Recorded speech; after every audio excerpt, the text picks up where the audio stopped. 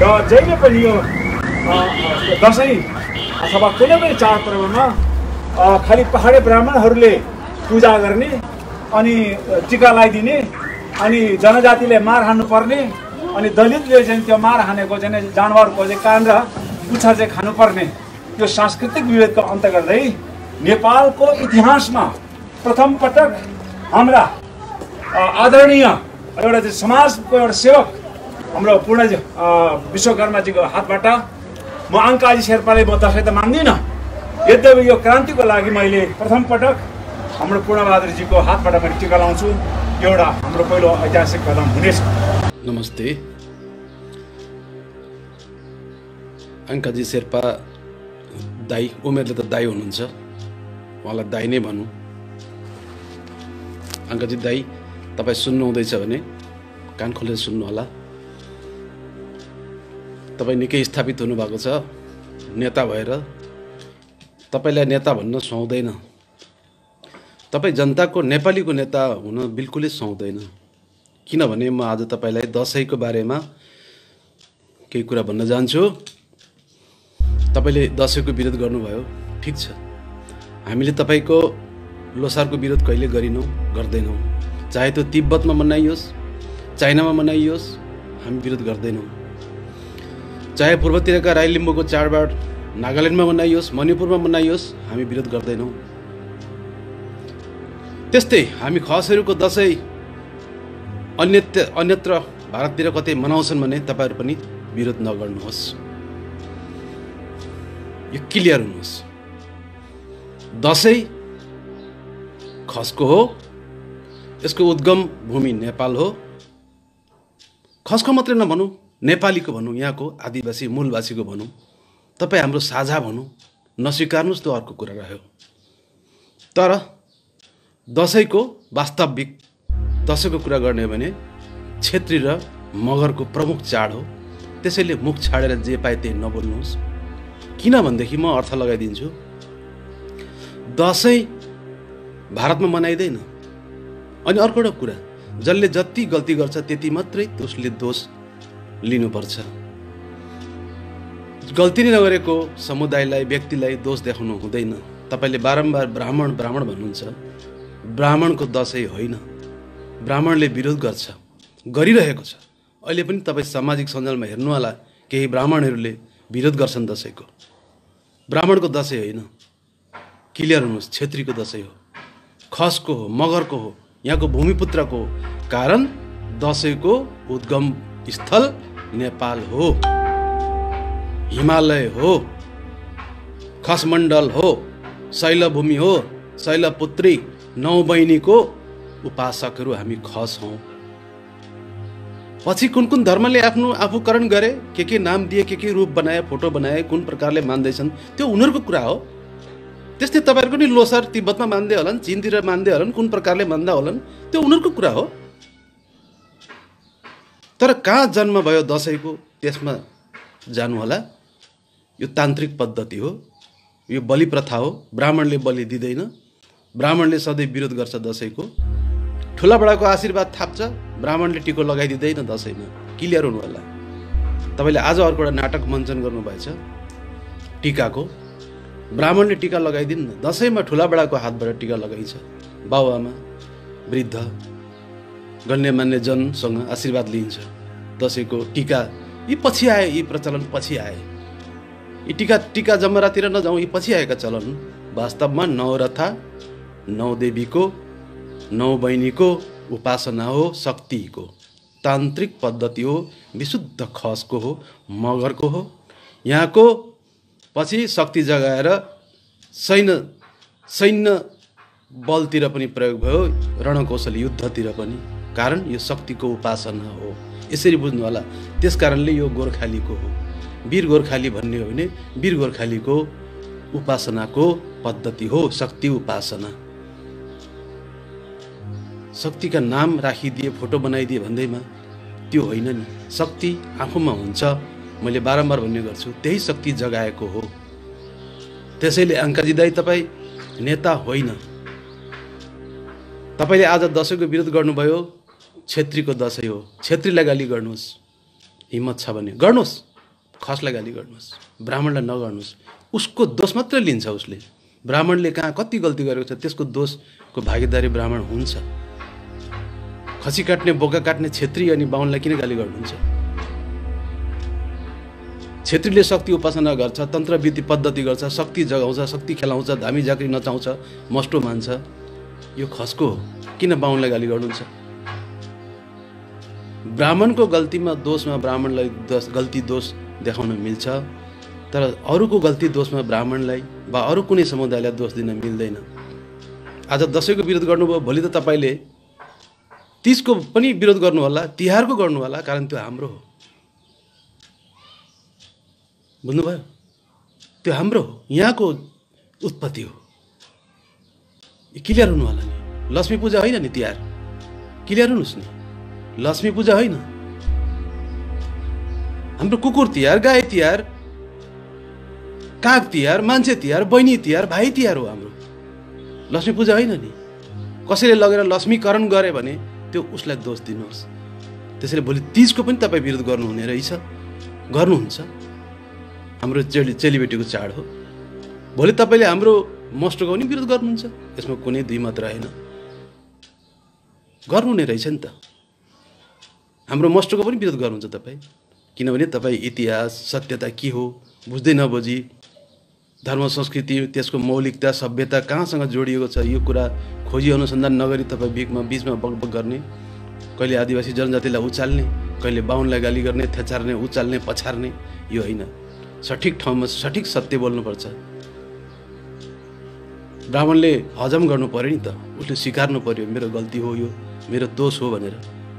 त्यो सुहाउँछ, त्यो भन्नुपर्छ। छेत्रीको गल्ती पनि बाहुनलाई दिने हुँदैन, त्यो त हुँदैन। दसैँ छेत्रीको हाम्रो, हामीलाई गाली गर्नुहोस्, हामीलाई गाली गर्नुहोस्, खसलाई गर्नुहोस्। दसैँको उत्पत्ति खसले गरेको हो, खसलाई बेसरी भन्नुहोस् न। त्यसपछि कति हामी सुधार गरौँला, कति गल्ती त्रुटि रहेछन्, कति सच्याउँला, कति लिउँला, ग्रहण गरौँला, कति छोडौँला, कति तपाईँलाई स्पष्ट गरौँला, त्यसपछिको कुरा आउँछ। ब्राह्मणले पनि हामीलाई नै गाली गर्ने दसैँमा, तपाईँहरू पनि हामीलाई नै गाली गर्ने भने त खस सभ्यता, खस इतिहास, खस पहिचान मेटाउने हो उपाय हो। त्यो त खस सभ्यताको विरोधी हो तपाईँ। त्यसैले ब्राह्मणलाई गाली नगर्नुहोस्। दसैँमा ब्राह्मणको दोष छैन, किन ब्राह्मणलाई गाली गर्नुहुन्छ? छेत्री र मगरलाई गाली गर्नुहोस्। किन देवी मान्छौ, किन शक्ति खेलाउँछौ? नेवारलाई गाली गर्नुहोस्। किन तिमीहरू शक्ति पूजा गर्छौ, किन तन्त्र पद्धति गर्छौ, किन बलि विधान गरेका छौ भनेर छेत्री मगर नेवारलाई गाली गर्नुहोस्, सुहाउँछ। सबै कुरामा बाहुनलाई गाली नगर्नुहोस्। तपाईँ नेता हो भने अङ्काजी अङ्काजी अङ्काजी भनेर मात्रै हुँदैन। तपाईँको भरोटे पुच्छरले उफार्दै नउफ्रिनुहोस्, काम लाग्दैन त्यो। यो के छन् ती नपढेका अनपढ गँवार पो हुन् कि तपाईँलाई सपोर्ट गर्ने, जो केही जान्दैन संस्कृतिको बारेमा, सभ्यताको बारेमा, इतिहासको बारेमा। त्यस्ता अनपढ गँवारले पो तपाईँलाई ताली बजाएका हुन् कि? ती त भोलि जब बुझ्नेछन्, अध्ययन गर्नेछन्, तपाईँलाई छोडिदिनेछन्। ओहो हामी त गलत बाटो पो रहेछौँ भनेर पछि हट्छन् ती त। त्यही बेला तपाईँ त्यस बेला एक्लै पर्नुहुन्छ। त्यसैले जे ठिक हो त्यति ठिक गर्नुहोस्। जति बोल्नुपर्छ बोल्नु, त्यति नै बोल्ने हो। ब्राह्मणको जति दोष छ त्यति दोष देखाउनै पर्छ। मैले बारम्बार देखाउने गर्छु ब्राह्मणको दोष गल्ती, तर ब्राह्मणले त्यो स्वीकार्छ। कारण त्यहाँ गल्ती भएकै हुन्छ, त्यहाँनिर हो दोष देखाउने गाली गर्ने। अन्यथा वैमानिकता देखाएर शत्रुता बनाएर देशमा यसरी आफ्नो भाइ बीच यस्तो वितृष्णा फैलाएर जातीय द्वेष द्वन्द्व निम्ताउने तपाईँलाई नेता भन्नु, यो देशको लागि त अभिशाप हुन्छ। त्यस्ता नेता जन्मिनु हुँदैन यो देशमा, नजन्मिउन्। गल्ती कमजोरी देखाइदिएर उसलाई सुधार गरेर देश बनाउने नेता जन्मिउन्। त्यस्तो नेताको खोजी छ। तपाईँ जस्तो भाँड्ने, काटकाट गराउने, मारामार गराउने, सभ्यता संस्कृति लुकाइदिने नेता चाहिएको छैन। हाम्रो दसैँ हामी विदेशीलाई दिन चाहदैनौँ, अरू धर्मलाई दिन चाहदैनौँ, खसले दिन चाहदैन। कसैले लगे चोरेर आफूकरण गरे त्यो उनीहरूको कुरा हो, तर विशुद्ध खसको हो दसैँ। क्लियर हुनु होला। यो 9 बहिनी भवानीको 9 भवानी हाम्रा छन् मस्टोका। 9 भवानीको तन्त्र पद्धति शक्ति हो, शक्ति मनाएको हो, बलि प्रथा चल्छ। त्यसैले यसमा ब्राह्मणलाई दोष दिने काम छैन। ब्राह्मणले त गाली गरिरहेको छ, विरोध गरिरहेको छ दसैँको। जति ब्राह्मणको दोष छ त्यति मात्रै देखाउनु पर्छ, त्यहाँभन्दा अरू अर्काको दोष बोक्दैन ब्राह्मणले। न बाहुनले बोक्छ, न छेत्रीले बोक्छ, न ठकुरले बोक्छ, न आदिवासी जनजातिले बोक्छ, न तामाङ मगरले बोक्छ। तपाईँको बुद्ध धर्म भन्नुहुन्छ, बुद्ध धर्मका ग्रन्थहरूमा दसैँको बारेमा प्रशस्तै लेखहरू रहेछन्, उदाहरण रहेछन्। पहिले त्यो सच्याएर आउनुहोस् न तपाईँ भन्नुहोस् लामाहरूलाई, त्यो पन्ना च्यातेर फाल तिमी, त्यो देवीको फोटो च्यातेर फाल, यो लामाका मन्त्र ओ हुम फट भन्ने ती फाल भनेर पहिले आफ्नो धर्मको ग्रन्थ सुधारेर बुद्धिस्ट धर्मलाई सुधारेर आउनुहोस्, अनि दसैँको विरोध गर्न सुहाउँछ। अध्ययन नगरिकन के बोलेको त्यस्तो? तपाईँलाई नेता भन्न मैले भने नि, तपाईँलाई नेता त्यस्तैले भन्छ जो अनपढ, गँवार, मूर्ख, एकदमै जसको बुद्धि विवेक छैन, राष्ट्रियता प्रति माया छैन, यो देश र जनताको माया छैन, त्यस्ताले तपाईँलाई नेता भन्छ। देशमा भाँजो हाल्ने, फुटाउने, लडाउने, मार्न अगाडि बढाउने। विगतमा केही नेताले त्यस्तो गरे भने तपाईँ पनि त्यही गराउने भने त तपाईँ चाहिँ के कुन छ कमी हुनुभयो? तपाईँ झनै घटिया हुनुभयो। तपाईँले त ती नेता भन्दा नि घटिया भन्न सुहायो नि त। तपाईँ दसैँ नमाना भनेर उर्दी जारी गर्ने तपाईँ को हो? अनि आज आफै टिको थाप्न जाने तपाईँ को हो? फेरि के नाटक त्यस्तो? त्यस्तो नाटक हुन्छ कि त दसैँमा पुरै खोट देखाउनु पर्यो दसैँको। दसैँ पुरै ठिक छैन, यो देशबाट यसलाई हटाउँ भनेर त्यसको वैज्ञानिक कारणहरू देखाएर आउनुहुन्थ्यो भने अरूले पनि सोच्न बाध्य हुन्थ्यो, हो दसैँमा के कमी रहेछन्, यो बाहिरको आयातित धर्म रहेछ, परम्परा रहेछ, यसलाई साँच्चै नै हामी छोड्नुपर्छ क्या हो त भनेर सोच्न कर लाग्थ्यो। तपाईँको त हावा न चावाको, यता न उताको, त्यसको अध्ययन इतिहास पनि थाहा छैन, त्यसको पछाडिको रहस्य पनि थाहा छैन, कसले मान्छ, दसैँ कहाँ उत्पत्ति भयो। तपाईँले के बोलेको? दसैँको बारेमा गाली गर्नु छ भने छेत्रीलाई गाली गर्नुहोस्, मगरलाई गाली गर्नुहोस्, हामी मान्छौँ, त्यसको जिम्मेवारी हामी लिन्छौँ। अनि पालना गर्नुपर्ने हो कि छोड्नु पर्ने हो कि कति सुधार गर्नुपर्ने त्यो हामीले गर्नुपर्छ, ब्राह्मणले होइन। ब्राह्मणले त विरोध गरिरहेको छ। ऊ त समाजमा सामाजिक नियमको पालना गरिदिएको मात्रै हो उसले त। मिलेर बसौँ, एउटा सामाजिक चाड हो, राष्ट्रिय चाडको रूपमा भेटघाट, खानपिन, रमाइलो। ब्राह्मणको धर्म दसैँ होइन। क्लियर हुनु होला। त्योभन्दा धेरै भन्नु पर्दैन। ब्राह्मणको धर्म दसैँ हुँदैन। योभन्दा धेरै विश्लेषण गर्नुपर्ने पछि गरौँला किन होइन। तपाईँले नजिकै सोच्दा नि हुन्छ। ब्रह्मज्ञानीको धर्म दसैँ होइन,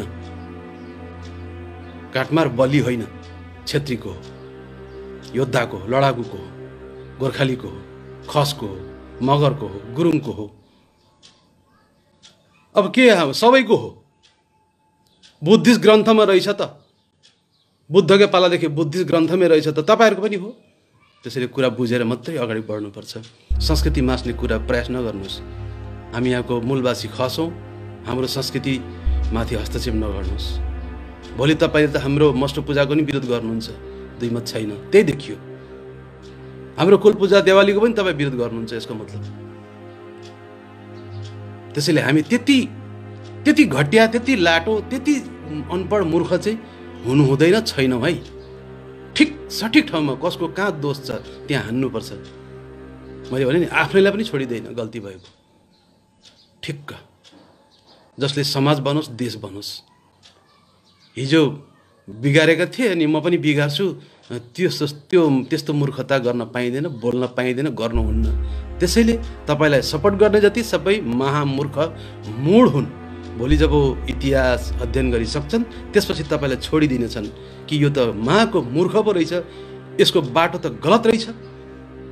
यसले हिँड भनेको बाटो त गलत बाटो रहेछ भनेर ब्याक हुन्छन्। त्यस दिन तपाईँ एक्लै हुनुहुन्छ, याद गर्नुहोला। आजलाई यति नै भने, नमस्ते।